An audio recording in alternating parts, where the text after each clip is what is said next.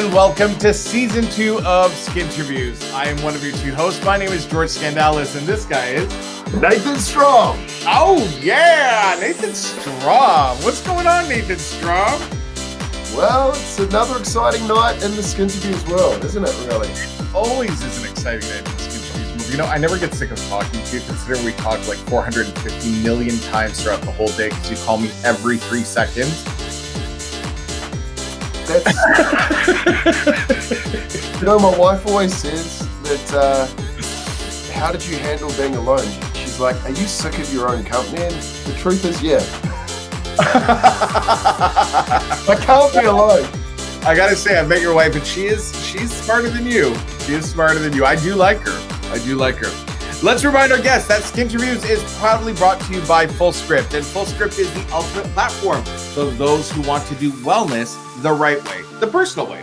It is the industry's most comprehensive catalog of over 300 professional quality products, making safe supplements more accessible and affordable, and making personal treatment plans possible from your doctor to the patient. This is big because we never actually really know what we need and what to get, and if there's any science behind it, your doctor does now. So make sure you check out FullScript and talk to your doctor about that.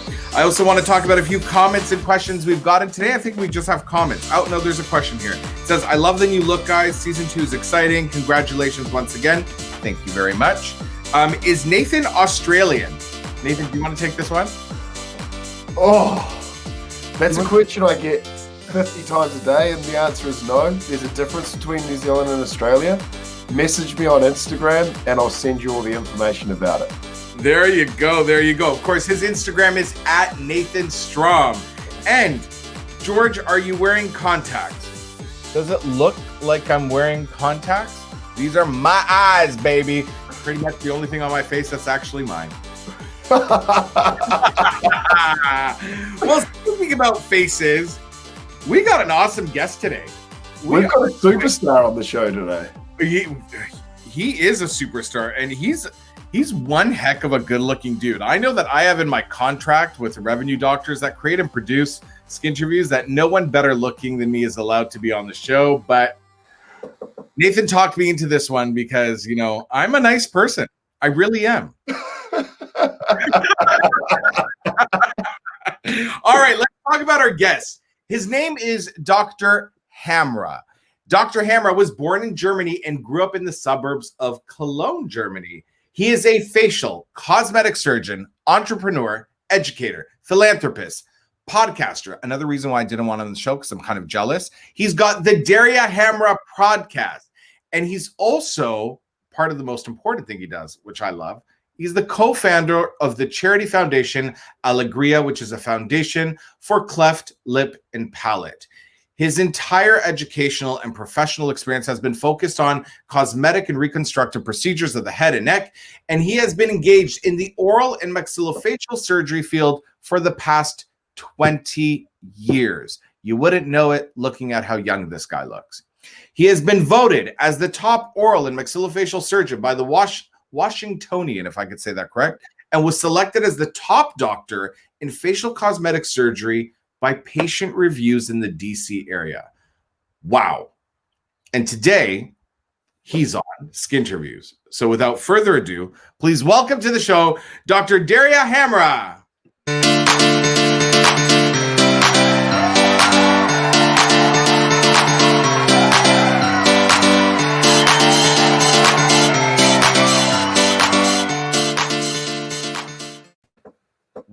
Wow. Hey guys. How's it going? Hey, quite an intro. I'm doing great after this intro. I feel like I'm really an important person now. Oh. You are one Appreciate fucking dude. Appreciate it. Look at the charm on you. Hey, look at that smile. Yeah. How much for me to get one of those smiles? What does it cost? I have actually big teeth. So I had so many teeth pulled because they're too big for my jaw. So I'm glad that I'm getting compliments because I didn't used to get compliments when I was a kid. Look, you really grew into yourself then, young man. You really did. How's it going? I'm doing great, man. I love what you guys doing. I love to just chat and talk about anything. And it's It's 9:30 here in the DC area, and I'm in great company and great hosts that you are. So I appreciate being here. Thank you so much for taking the time out of your schedule, especially with everything going on in the world today, to find time to be here. We are honored to have you. Oh, my pleasure. My pleasure, guys. Do you want to get right into the nitty-gritty right away? Should we take it right back? Hey, you guys are the boss. Whatever you want to do. All right, let's go right back. I'm here for a whole hour, so. Oh, yes. I love that. Uncensored. Yes. Oh, you're going to regret saying that. Yes, very much so. I'll be good. I'll be good. We're going to go back to day zero. Day zero in Germany. You take your first breath. You will come out into this world. Mm-hmm. And your parents decide to name you Dr. Well, I know you as Dr. Daria Hamrah, but was that your full name at birth? And is there any meaning behind your name? Good question. Actually, I couldn't wait to get to this world. I was actually a preemie. Oh, wow. So yeah, I couldn't wait. I was 7.5 months when I got to this world, and Wow. they thought I'm not gonna make it for a whole month. It was like up in the air. So I guess I was fighting from day one. I wasn't even aware, but my name, actually, my last name is Persian. My parents are Persians, and it means the companion. Hamra in Persian means the companion, and Daria is just a derivative of one of the ancient Persian kings, Dariush, and it's kind of a derivative of that name. So I was born. I came to this world earlier than expected, and I couldn't wait to get out here. Me too. I was a preemie, just under 7.5 months. There you go. Same here. And back then they put you in incubators and they take a Polaroid of you while you're in the incubator. I don't know if they did that to you, and I would see this as a kid, and I might be able to find it and edit it into this clip, and I would cry. I was like, why do I look like that? Because you want babies to be cute, but I was all fugly and in an incubator, and then my mother would tell me that she didn't get to hold me till I was 13 days. I was 13 days old. Yep. Crazy times. Yep, I know.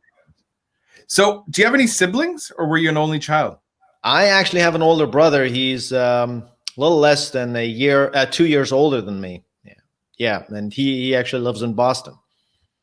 And growing up now, 2 boys. Mm-hmm. Mom and dad's favorite growing up? It's a good question. It depended on the days, I guess. I was the younger one, and I was kind of like the considered the rebel. I would never follow rules. I would never listen to what I was supposed to do. And my brother was like the nice kid. He would always do what my parents asked him to do, and he kind of made me even look worse than I was. So a lot of times, I got mad at him because I'm like, dude, you're making me look bad. Stop it. Don't follow the rules so much. And of course, it made me look worse. And but I think my mom knew me much better than my dad because she understood me a little bit better. So it was kind of like good cop, bad cop. My dad always tried to. He was more of a stricter guy. He tried to control me, and my mom was telling him, let him be. And so I kind of overheard that, and so that's all I remember. How about as adults? I mean, has the favorite changed per se? I don't think so. I have 2 kids myself. I have another and a third one coming in 2 months. Hey, congrats. Appreciate it. And I have 2 dogs. And honestly, you can't tell that you love one more over the other. It's impossible. They have their own personality, and you love them all in their own who they are for who they are. So you can't really. It's not really binary. Yeah. Sure. Speaking a little bit about your brother and you growing up, who did the best in the dating scene? Like who was the champ on that side of things? Yeah, so I was more of an extrovert. He was more of an introvert. Yeah. So I guess by the definition, I guess I did a little better. He was more of a quiet guy. I never knew, you never knew who was dating, and I was more out there, and I really didn't care what people think or say, and I'm not sure, to be honest. It's hard to be your own judge. It's but I was never. I always cherished relationships more than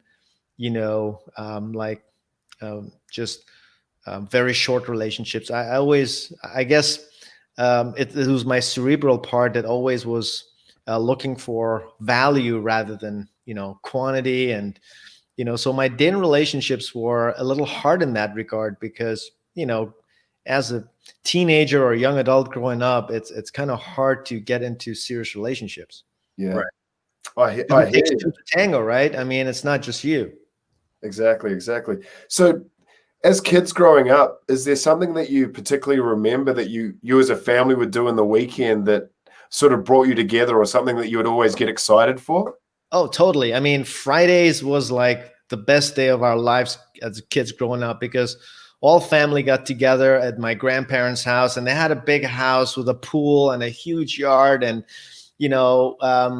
we would just go there, and we were like 20 grandchildren, because from my mom's side, there were 9 children. Wow. So you can imagine how many grandchildren, and we're all kind of like within 3 years, the same age, on the bicycles, skateboards, and, playing hide and seek and jumping into the pool from the roof, which was crazy, but we did it when no one looked. I mean, those were the best childhood memories. And it was every Friday. I mean, the whole family would get together.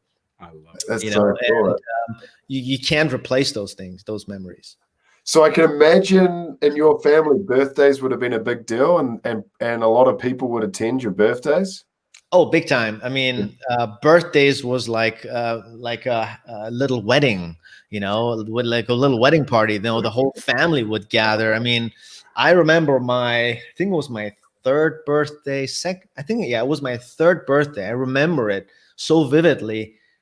I couldn't believe how many people are there. And I remember I blew out the candles, and then like 500 people were cheering. I mean, I'm exaggerating, but I looked up. I got scared at first, and I'm like, everybody's looking at me, and it was really strange. I never forget that moment. But yeah, birthdays were a big deal, and they were the funnest, the funnest memories.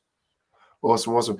And birthdays as you got older, is there a birthday that you don't remember? It's I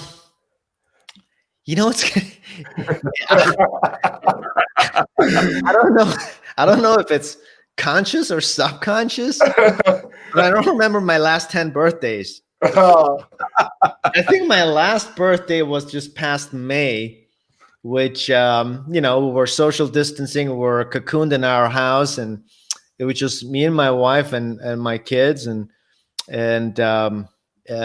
it was actually fun because sometimes it's good when you have it's just a chorus, just the family, and you get to share stuff, and you just it's more intimate, and I actually cherish these moments more than I used to in with big parties, 50 people around you that you can't really have conversations with 50 people. So I cherish time more as I'm getting older. Yeah. I value time more, and I enjoy company more, like single company more than company at 20 people or more. I have to agree. It's amazing how things change as you get older, and especially going through a pandemic like we are at the moment. It's really amazing how your mindset changes about things. And talking about that, when you look back at growing up and your parents and their influence on your life, what's one lesson that they taught you that you sort of have never forgotten? I mean, there were so many lessons. It's hard because a lot of these lessons later in life you remember. All these lessons and I do that with my kids. Every day I try to teach them lessons, and hoping that their subconscious mind picks them up and their actions will actually reveal the results of all these teaching. So as a kid growing up, the one thing I always remember, because as a kid and as a young teenager, even as a young adult, the one thing that you always do is you you doubt yourself, because you value people's opinions way too much. And it's hard because, as a teenager or kid or young adult, in general, you're insecure because you're developing. And so when there's a lot of people with lots of opinions, it's very hard not to get influenced. But the one thing I think that shielded me of all these types of, most of them are obviously negative influences, and there's very few positives. But when it comes from your parents, it's almost like a shield. It's almost like a barrier. It makes you immune to all these negative vibes that come from the outside. So the two things, it rings every day in my ear, consciously or subconsciously, is that my parents always told me, always believe in yourself. And I didn't know what it means.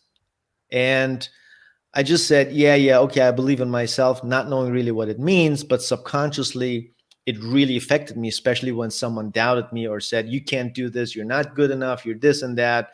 I said, well, I believe in myself. I think I can do it, regardless of what you say. So that was probably the most valuable lesson.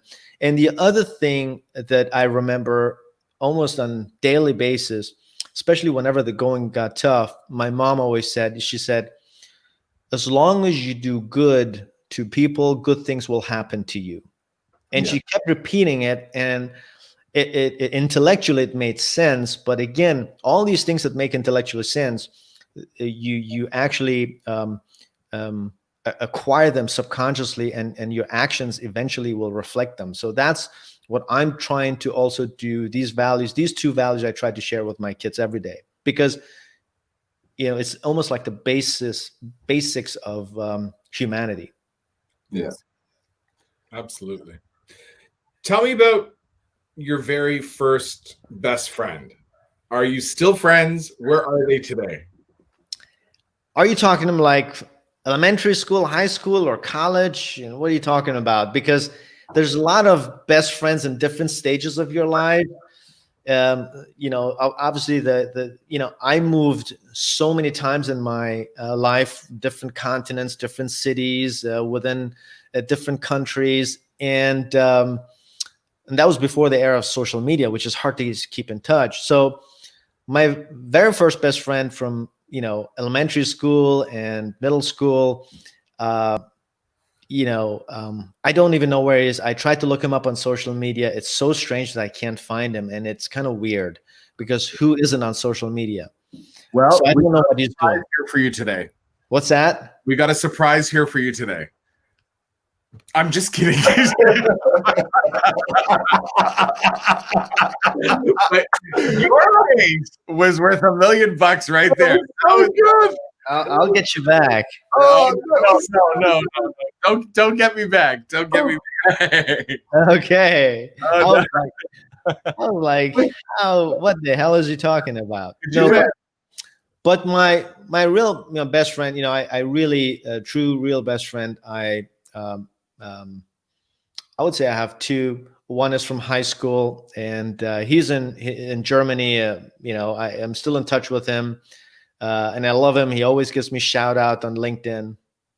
And, I always value his opinion. And the reason why I love him is because he's honest. Like, he would tell me straight in my face if I suck, or if he doesn't agree with me. And then it really humbles me. Take a step back. I'm like, why would you say that? As opposed to becoming defensive. And another good friend of mine who's in London now, we went to college together in Germany, and he's one of the reasons why I'm doing what I'm doing today. And the reason why I love him is because when I was very insecure in college, and it was very hard to grow up in Germany as someone with Persian descent. Even though I was German, I grew up in Germany. It's hard to say, but it's true. It's funny that we live in a world where we talk about injustice with racism with blacks, and which is terrible, and it's such a current topic now, and actually one of the topics of my latest podcast, because it's very dear to me, because I experienced racism and anti-Semitism in Germany growing up, not knowing what's going on as a young child until I became, really a teenager and young adult growing up there, where I got exposed when I got out of the bubble and the cocoon of my house and the people I loved me. I got into the public and I realized, wow, what is going on here? Who are these mean people? And a lot of great people, but he was the one that gave me a lot of confidence throughout that time. And it gave me strength and gave me the confidence to just continue. And, of course, my parents as well. So he's right now in London.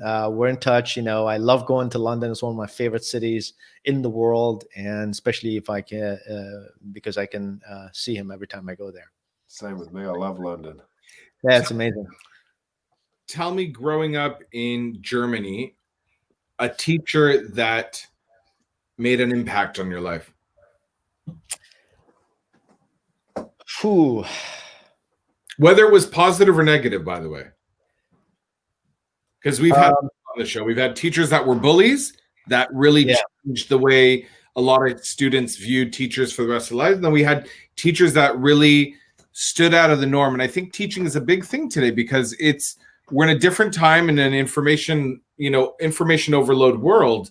And teachers play such an active role. They're full-time with our kids, right? So I love this question. I want to know which way you were impacted. It was a teacher. I remember I was in 5th grade, and I was because we moved so many times. I was actually struggling in school because it was hard. During elementary school, middle school, we're moving so many times because we for a short period we moved back to Iran, and there was a revolution, and then we fled and went back to Germany. And as a kid, I was like 10 years old. This constant changing of schools. I mean, here people, they make it a big deal if they move from one school district to another. I moved from like freaking continents and different languages and all of that. So he was the assistant principal of the school in 5th grade when we moved back to Germany.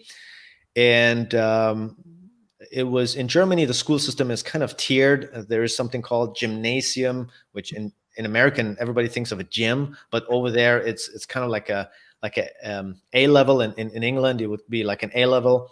Yeah. And they usually don't take someone coming out of a foreign country into that type of school because they don't, your grades, they can't translate them. They don't know what it means. You have to be a really good student. Mm-hmm. So I remember my mom took me to both my parents took me to his office, and it was like, basically it was an interview. I was sitting there. I didn't know what's going on. But the gist of it was that they're like, we don't think we can take him. He has to repeat 4th grade here in Germany, and then we would let him based on his grade into 5th grade.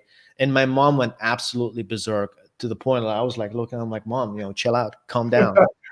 And she was like, my son is this, he's smart, bullshit, this and that. And then, he was very calm. He kind of looked at her and he looked at me, and he just said, fine.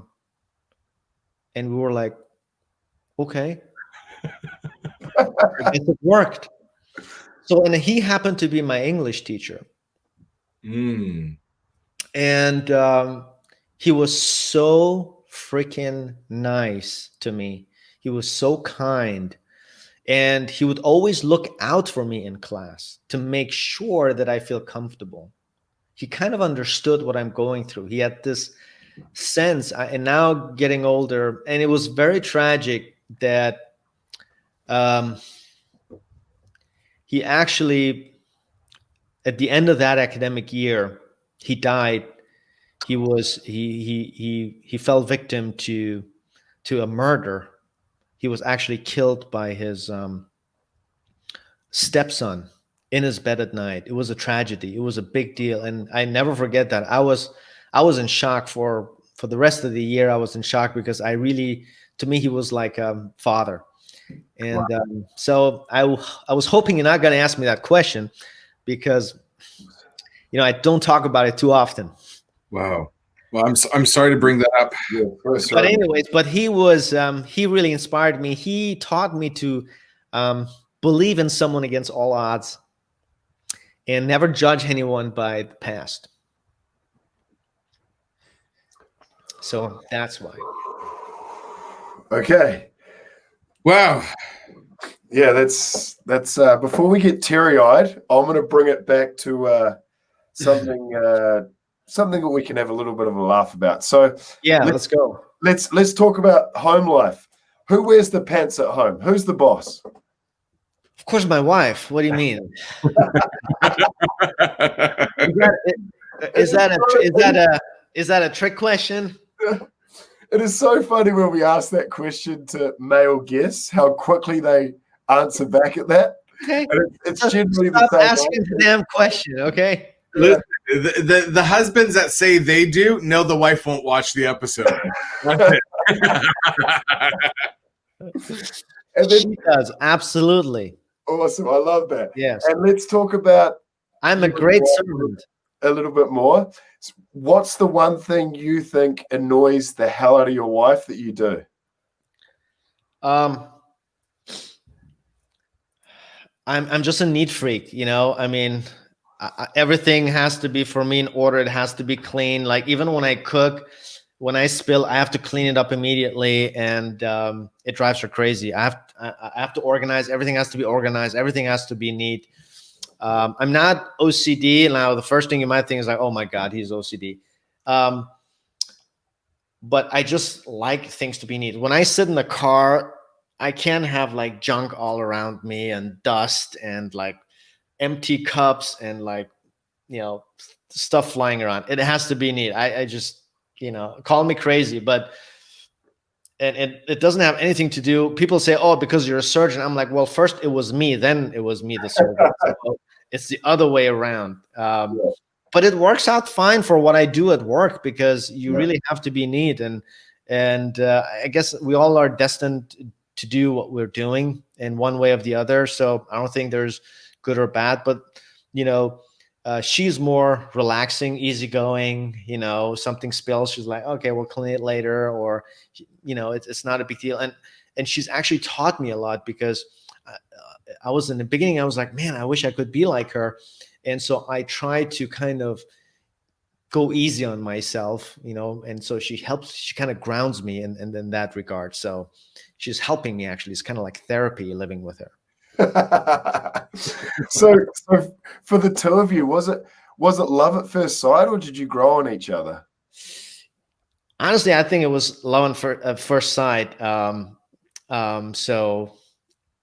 I actually had gotten out of my previous marriage, and I was like, women are bad, they're thieves, you know, they're users, abusers, and this and that. I'm never gonna get married again, and this and that, and marriage is crap. It's just a BS institution. And as a matter of fact, I'm not even gonna date anyone anymore. So I was like that, right? Yeah. And I hated dating. Because it was just, I just could not sit night after night, just talk about random stuff. And, you know, and as soon as I wanted to have some deeper conversations, it was like no connection. And it was always stressful. I would get like anxiety. I'm like, what am I? So when I met my current wife for the first time, it's almost like, you know, in movies when, you know, they have these scenes when two people see each other, all of a sudden the noise shuts off and then there's a background music and then everything is slow motion. It was like that. And all you see is the other person smile. And then, you know, it's almost like the eyes pierce each other. And like, you know it. You're like, you hear the angels. And I was like, my future wife. I love that. You know? So if that's a definition of love at first sight, then yes. Oh, brilliant. That sounds like the first time I met Nathan. Wow.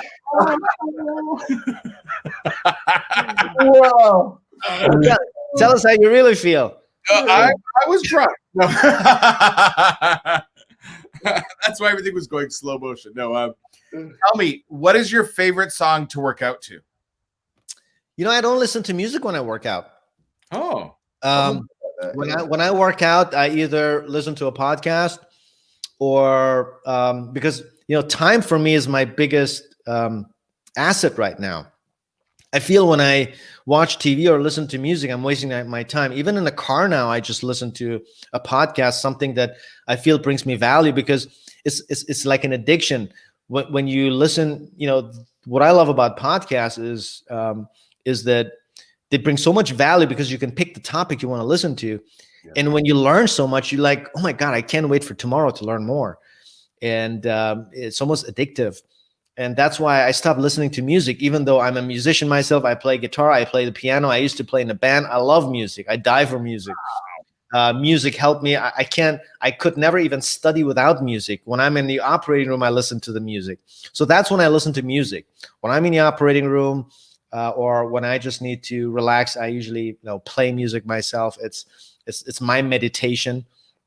That's how I meditate. People call it meditation. That doesn't mean you sit there and say for me is like creating. That's my meditation. It's my creative brain. I need to put that to work. But yeah, I don't. So that's what I do. And also I do social media stuff when I'm in the gym in between reps.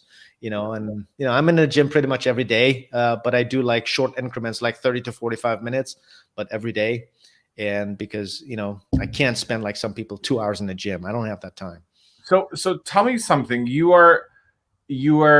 I want to talk about the Daria Hamrah podcast, because since we talked about podcast, but before we get there, I want to know if you're a shower singer. Like, do you sing in the shower? No. Oh my God, you don't want to hear me sing. Really? Yeah. I don't sing at all. Okay, I'm not going to make you sing on the show. No. You hit 2 points I want to talk about: the Daria Hamrah podcast. And before I get there, I want to talk a little bit about TikTok.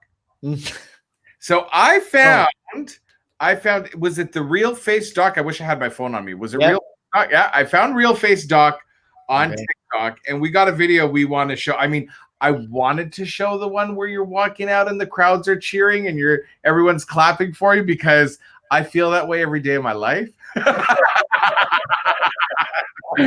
But then I was like, no, I'm not going to let this guy upstage me. So let's show the one we did find that we can put on Skinterviews. Nathan, you got that ready for me there? I'll play it now.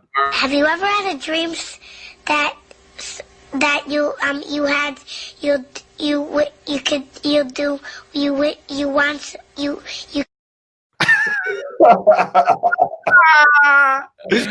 It's funny. I got so many like responses, people like DMing me, oh my God, your son is so cute. I'm like, my son he's not born yet. He'll be born in 2 months. So I swore I would never get on TikTok. I swore, like, up and down. And then I got on TikTok, and I could spend an hour, maybe longer, just watching videos and scrolling, and you don't realize how much of your life you are wasting away. Dude, it's addictive. Through video. Don't do it. A lot of our guests are on there. We have a dermatologist guest that's on there that does these really amazing dance videos. So I'm going to challenge you. I want to see a dance video up there soon. Come on, don't do it. There's a new one up there right now. It's the WAP Cardi B challenge. So I don't know if you've seen it, but I think you could do it. Okay.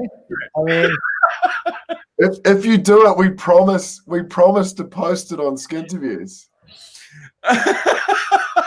All right. Now let's. That requires a lot of choreography and practice. I don't have that time. Tell me about the Daria Hamrah podcast, because we listened to a little bit, and I wish we had more time to prep for the interview to listen to more, but I'm going to listen to them all. You've had some pretty big names on there, and I love how you angle about the talk about success, and our industry, and that's. Tell me all about it, so that our viewers can also go find it. So for anybody that's listening, the Daria Hamrah podcast, check it out. Tell me all about it. Let's hear it. Yeah, well, it all started about 5 or 6 years ago, where my whole life changed because, I was on a self-exploration trip. I got to a point in my life where, until then, it was all about going to school, getting a degree, becoming a doctor, opening up my practice and just growing it and being successful. once I reached that, it was a very weird feeling. It was like a feeling of emptiness. I felt like there's nothing more. So what am I going to do now?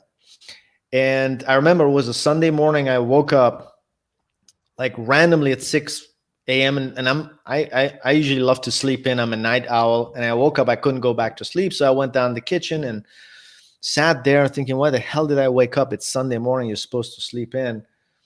And that emotion came to me, and I was like, what am I going to do for the rest of my life? Am I going to be a hamster in a wheel? What's next? And there was nothing. For the first time in my life, I had no answer. I didn't know what I'm supposed to do, and I didn't like the way it sounded. So that led me to explore things, and there's a longer story to that, but ultimately led me to just learn more about what life is about. And when I learned that, I learned more about myself, and it was the most empowering feeling that I had. And it was so empowering that I became obsessed with it. I started reading books about empowerment, about success, and all of these things, what purpose of life and pursuit of happiness. I immersed myself in it and immersed myself in it. I was up until 4 a.m. I was like writing stuff down, almost like I'm in a class. And as I was doing all of that, I realized that I really found the holy grail of life. I really found that there's so much more than I thought there is, that I felt the sincere urge to share it. Like I couldn't wait. You know, when you hear something great or watch a good movie, hear a great song, you can't wait to share it with someone. You want to tell someone about it. And that's how I felt. And so as I was writing down, I'm like, damn, I'm just going to make a PowerPoint out of this presentation, because I lecture, I talk around the country about plastic surgery, cosmetic surgery. So I said, I need to share this with my colleagues. That was the start of a workshop that I had created for doctors, which was called Empower Yourself to Empower Your Patients. Because what I did every day at work, it was, I didn't look at my patients as surgical objects. I looked at them as people that come to me with asking me for help to give them self-esteem. And I spend a lot of time talking to the point that my staff is like, why you talk so much? Next patient is waiting. But I couldn't help it to just try to understand and help my patients, not only, with my skill, but also more spiritually, and help them with what they're struggling with. Because when you learn something new, you can't wait to apply it and then share it. And my patients were the perfect medium. I talk to strangers every day that come to my office. I've never seen them before, and they come, they spill all their insecurities about themselves to me. And I was all of a sudden I became a life coach in my practice. And then, so when I started talking to my colleagues, and one of them said, hey, would you come up here to New Hampshire and talk to a group of my doctors, like a couple of hundred doctors? Would you just come and talk to them about the stuff that you talked to me about? I said, well, I don't know. I mean, I don't, I've never done that. I mean, I don't know. Just whatever you just told me, just, can you like make something? I'm like, sure. So that was the start of everything. I made first a presentation, like a full day. And then I started creating workshops, because they kept asking me about how can you apply that to practical work. People used to call me, email me, hey, my son is struggling in college. Can he give you a call? Can you help him out with this and that? And I'm like, guys, this is not what I do for a living. I don't have the time. I'm like, it got so overwhelming. So I stopped it to the point that I couldn't scale this with being myself. I didn't know how to scale this. And so I stopped completely, which was kind of, it sucked out the energy out of me, because I still had that urge. And then one day a patient of mine said, hey, you should, and as I was talking to him and helping him with his struggle, he said, you should have a podcast. I'm like, what the hell is a podcast? and that was last year. Yeah. Wow. So I'm like, wait, there's an app on my phone that says podcast. Is this what you're talking about? And they're like, yeah. I'm like, I never clicked on it. What is this? Because I once clicked on it, I had to log in. I'm like, what is this? Yeah. And it's like, well, it's like radio. It's like on-demand radio. It's like people talk. I'm like, what do I care about people talking? Like, I don't even know these people. This is whatever. So long story short, one day I got into it, and I just got into a podcast, just started listening. It was about success. And I'm like, man, I learned so much in the 20-minute drive to my work that I got hooked on it. I'm like, maybe I should do a podcast. And that's how everything started, because now I get to share all these things, but through storytelling, not just me talking and giving someone advice, because who am I? I mean, someone listening to me is like, who are you? Like, who are you to tell me what I need to be doing? So what I'm doing with my podcast is I'm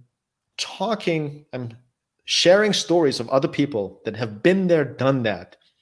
Most importantly, have struggled, and that struggle became really the reason for their success. Right. To share it with people. So if you're sitting down there in your car, in your house, and listening to this, and you have a similar scenario, you know that if someone else has done it, maybe you can do it too. Maybe there is a way.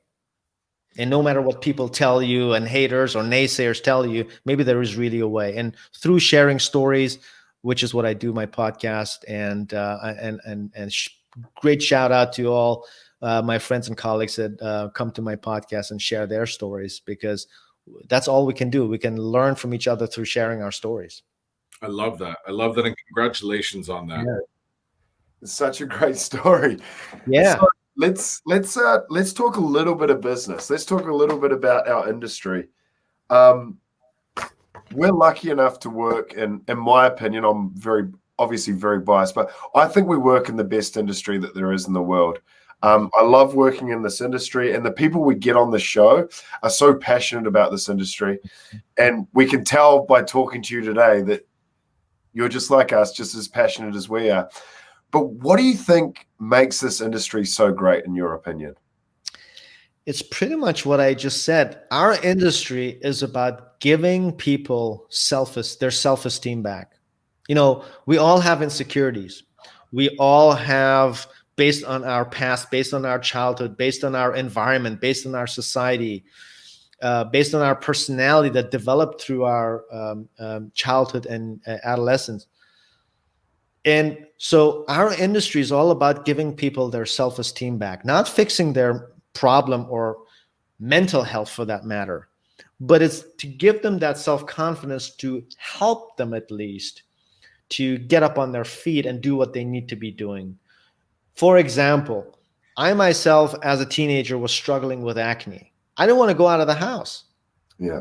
I was embarrassed, and I would look at people with great skin, almost like I don't have a leg and that person has two legs and I wish I had a leg. Yeah. I know, everything is relative. Right? I'm not comparing myself with someone that, has with an amputee, but mentally the same emotions went through me. So I know what the struggle is. And I remember I used to lay in my bed and dream like, so hopefully by the time I'm 30, I'm free of acne, and then I can go out, or maybe I can have a girlfriend, or maybe. And I was like 16, totally insecure. Yeah. And it was like, and it was hard.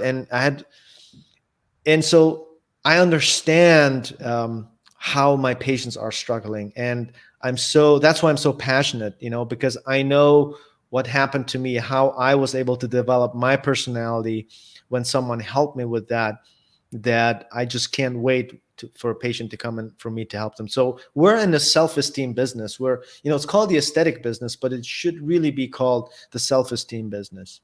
Right.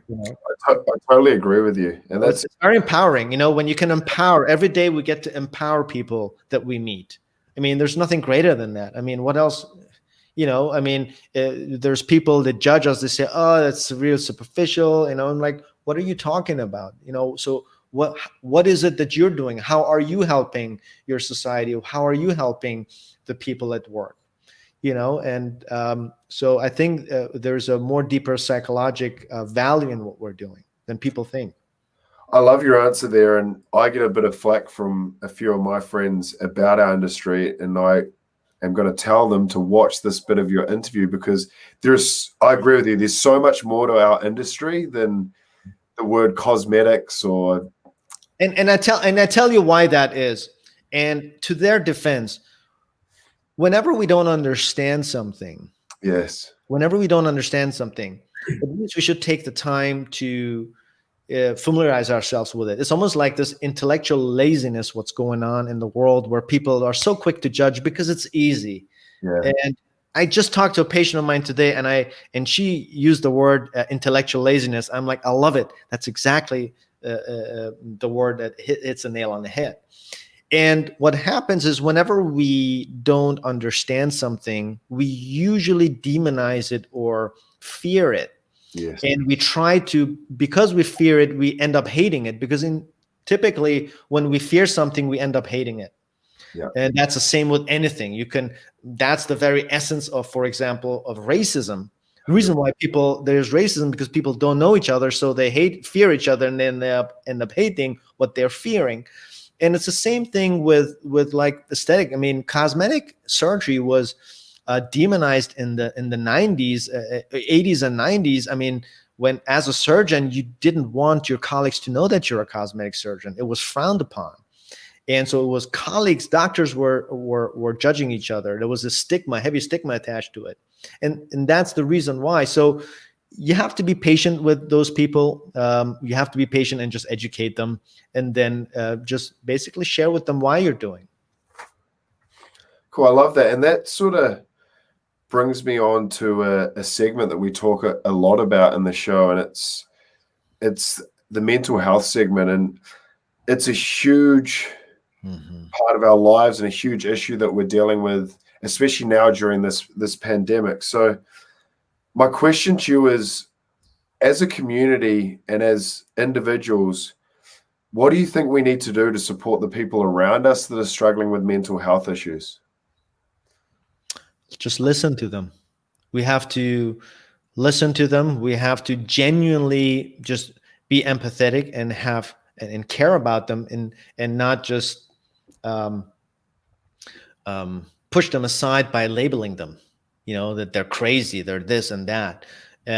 If we don't understand what's going on with them, the least thing we can do is listen to them, because sometimes it's as easy as letting someone talk, and they just want someone that listens to them. They want to feel that someone listens and cares about them. And all of a sudden, by hearing themselves talk about their struggles and problem, they get the answer. You don't even have to say anything. And that's the hardest thing. It's so hard to just shut up and listen sometimes. And I was struggling with it for the longest time. Thank God I have the podcast where I can talk my, brain out, so I can listen when I'm sitting in front of a patient. But it's so true. So listening to them and just helping them overcome their struggles, and just, support them. That's what we can do. I mean, we're not professionals. I'm not a professional as far as mental health, but at least I can give them insight. I can just give them context, a different perspective to how they look at their struggles, and put things in perspective. Tell them stuff that no one else would tell them. So important. It is so important. And talking about listening and listening to people, your young self going into med school meets Dr. Hamrah today. What would Dr. Hamrah say to Mr. Hamrah before he became Dr. Hamrah? What would be the one piece of advice you would give yourself?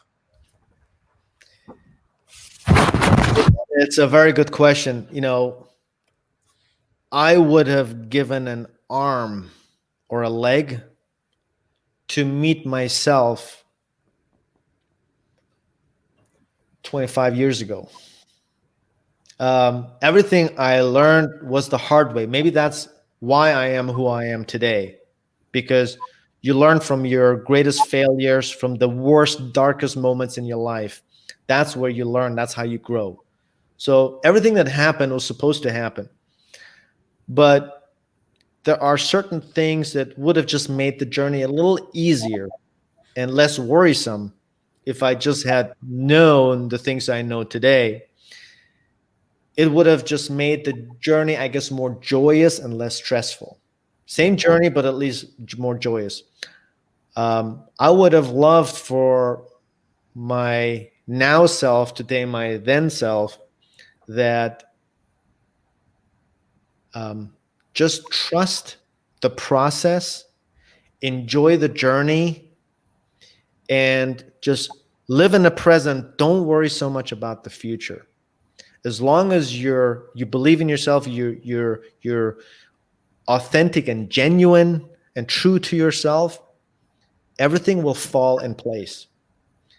If I heard myself talk then, I meet my future self, everything would have been just easier, less stressful. And so that's why I feel like I missed my 20s completely. My 20s and early 30s, I had no life, because it was all about like run, achieve, and worry. And so I feel like I missed that journey of my 20s and early 30s, because our training, I went after high school, my training took 15 years of really hell. But the reason why I survived it, because I didn't want to do anything else. Yeah. It was either what I'm doing now or nothing else. People ask me, what's your plan B? I'm like, I don't have a plan B. It's like, what do you mean? I'm like, I don't know. So that's basically what I would have liked. It saddens me that we are almost at the end of my interview, because I think that a personality like yours, with as much as you have to say, requires a part 2 and a part 3. And I mean that. I was here. I mean that wholeheartedly. Like, I wish we had more time, and I hope this isn't the last time that we get to chat like this. Maybe the next time we'll chat like this will be on your podcast. Hey, bro, anytime. I would love to have you guys. And, we could turn the tables around. I don't know how well that'll do, because we have so much more we want to ask you. So I want to, before we're going to get into let's go right into the quick fire questions, and then I'll say what I have to say after that. We're going to do some quick fire questions. Okay. All right. Hold on. You're going to answer the first thing that comes to mind. Don't put a lot of thought into it, and just the first thing that pops into mind. Ready, set, go. What's your favorite thing in your closet right now? My Mamba sneakers, black Mamba sneakers. Okay. What's your guilty food pleasure? Chocolate, man. Always. Dark chocolate or milk chocolate? Any chocolate. You give me chocolate, I eat it. Sour candies or ice cream? What's that? Sour candies or ice cream? Oh, sour candies. If you could be from any other decade or era, which one would it be? This decade. Your house is on fire. What 2 things do you run back in to get, excluding your family? Just my safety box where all my valuables are. What is the code to your safety deposit box? What's that? What is the code to your safety deposit box? 007. Do you prefer texting or talking? Texting. Weights or cardio? Weights. White or whole wheat? White. French fries or potato chips? French fries. Intimacy or pizza? Intimacy. Oh, good boy. A place you haven't traveled to that is on your bucket list? Morocco. Don't put too much thought into this one. Nathan or me? Both. Oh, I almost had him. I almost Look, I'm gonna let Nathan say a few things before we head to a message from our sponsors and we close the show. But before we get to the last 2 questions, I honestly feel like I could do another 2 segments with you, and there would be so much I have to say. The conversation is made so easy by how open you are about your life, your struggles, your successes, your wins, your fails, and just your outlook on life in general. And I want to say a massive thank you to you, because considering what our world is going through, what our industry is going through, and I know that, we think that people are busy. I got to say that I know surgeons are 3 times more as busy right now than they've probably been in years because of what's happening. So to take the time to be here for a couple of guys out in Canada that, little guys like us, it means a lot. And I want to say a massive thank you. And I know that this is the start to a great relationship, and I look forward to getting to know you more. Thank you. I appreciate the opportunity. But one thing I want to tell you, really, I need to thank you guys, because anytime I get the opportunity to talk, to answer questions that are authentic, anytime I learn so much about myself, because you have to go dig. And then when you dig and you spill, you learn more about who you are. So for me, that's always an opportunity. That's why I would never say no. I just did Instagram live with an 18-year-old that's in high school that he just DM me, hey, can I do an Instagram live with you? I'm like, what about? He's like, I want to become a doctor. I'm like, sure. When do you want to do it? And it was, I learned so much from this kid. Amazing. I mean, it was so inspiring. And so that's why I never say never. I love that. I love that. And it's such a great way to live life by. It's fantastic. So I always end the show with these last two questions. Because we're called Skinterviews, we have to bring it back to the skin a little bit. So we always ask our guests what their current skincare routine is at the moment. Great question. So half of my face is really covered, so it just leaves under my eyes. And I use moisturizer. I use my own products. And there is actually a new retinol, which is retinol-based moisturizer by cream by Avene, which is retinol-based for under the eyes. And I absolutely love that thing. And I've been using it for the past couple of months and seen great results. So I use that every night. Other than that, I just inject myself with Botox to keep myself young and wrinkle free, and that's it. And I have in general oily skin, which helps me, with keeping it healthy and young. Okay, and last question: who would you like us to get on the show next? Ooh, I would highly recommend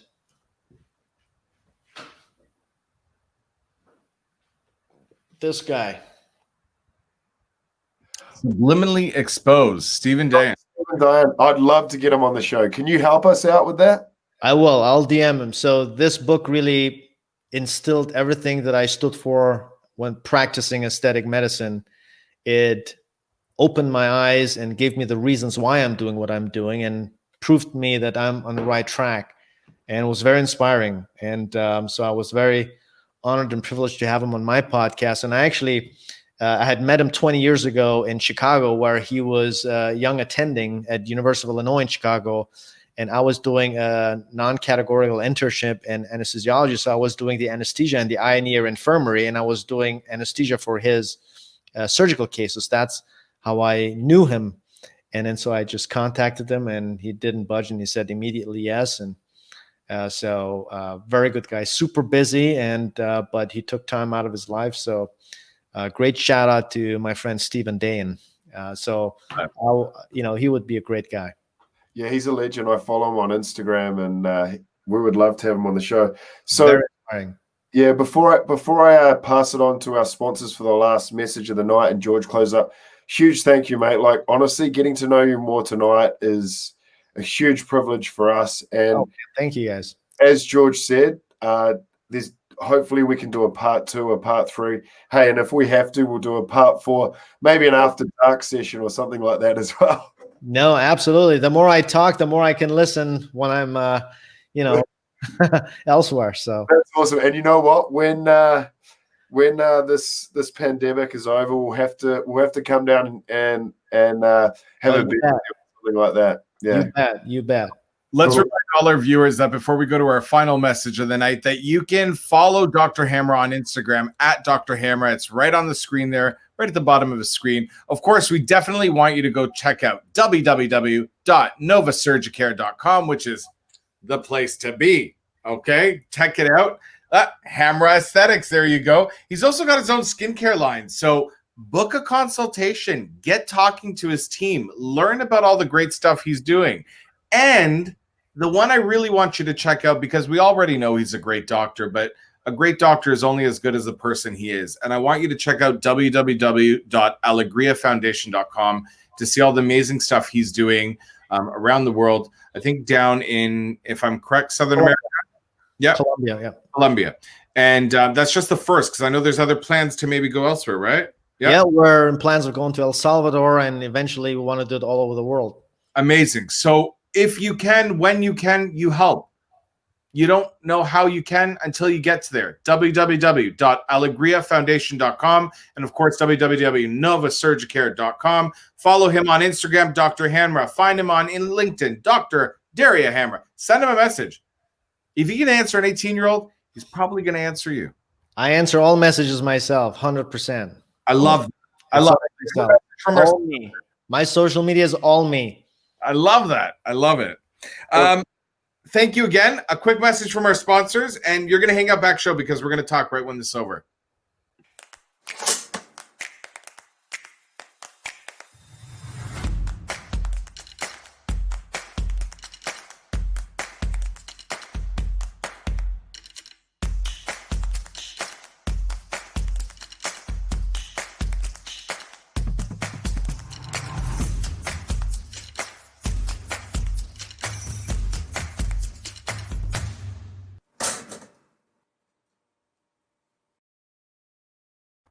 It never fails that every time I watch that message from our sponsors, I really want to go get a piece of toast.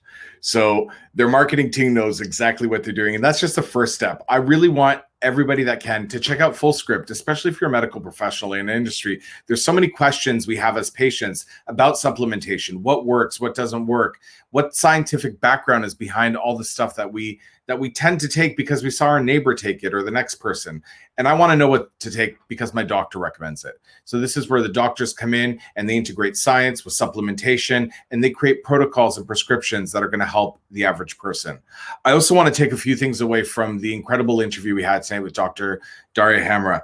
You know, he talks a lot about his parents and about how, parents always said, always believe in yourself. Or as, another quote was from his mom, as long as you do good to people, good things will happen to you. I think that's evident by his life, that he doesn't cancel out the fact that he's had struggle, but good things have also really happened to him because along his way, people showed him that when they did good to him, that it would be paid back in the universe.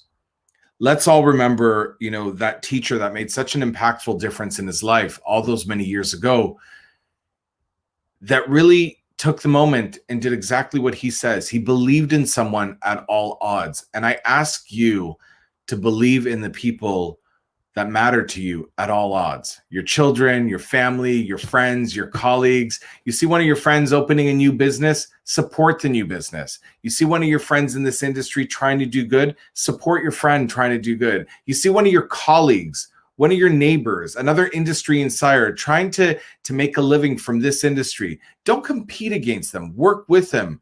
Change it. Be innovative. Be special. And lastly, I want to take away the importance of intellectual laziness, which I know I'm going to use time and time again after this, because we watch a lot of things, we hear a lot of things, and we retain very little. I hope that from today's interview, you retain the importance of believing in yourself, believing in your dream, and you don't always need a plan B if your plan A is your true passion. And when you believe that that's where you're supposed to be, ironically enough, everybody around you in the whole universe believes in you too. That's enough for me tonight because we've had a really long episode with some really great information, and I want you to retain as much of it as possible. I want to thank you for watching Skinterviews. You can find us on Instagram at skin.terviews. If you're not already following us, do it or I'm going to kick your butt. Simple. Go to facebook.com/skin.terviews. Find us on LinkedIn, Skinterviews by Nathan and George. Of course, we're created and produced by The Revenue Doctors. You can go to the www.therevenuedoctors.com, look for the menu tab that says Skinterviews, and click to see all the episodes of Season 1, or rewatch your favorite episodes from Season 2, vice versa, etc. Find us, message us, ask us. All questions will be answered. We thank you for the support, and we thank you for believing in what our show is trying to do for the great people of our industry. Have a wonderful night. Take care of your skin, or I'll find out, and I'll get Nathan to kick your butt. Have a good one.